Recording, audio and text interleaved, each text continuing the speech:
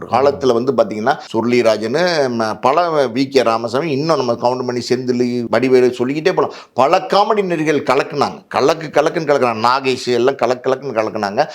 அவங்கெல்லாம் இப்படி வந்து சினிமாவில் அப்படி பல பல நேரங்களில் கலக்கி வந்து சினிமாவை காமெடி பிரமாதமாக பண்ணி வந்த இடத்துல இன்னைக்கு வந்து பெருசாக காமெடியே பண்ண மாட்டார். நீங்கள் ஓப்பனாக சொன்னால் யோகி பாபு பெருசாக காமெடியும் பண்ண மாட்டார்.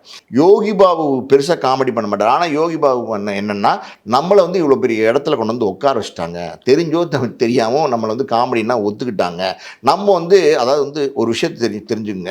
ஒரு கலைஞனுக்கு தன்னுடைய திறமை மேலே நம்பிக்கை இருந்துச்சுன்னா அந்த பயம் வராது. ஆனால் தன்னுடைய ஒரு கலைஞனுக்கு அந்த திறமை மேலே நம்பிக்கை இழக்கும் போது ஆட்டோமேட்டிக்காக ஒரு பயம் வரும். யோகி பாபுக்கும் அந்த பயம் இருக்குது. என்ன பயம்னா, இப்போ ஒரு இயக்குனர் போய் கதை சொல்கிறார்.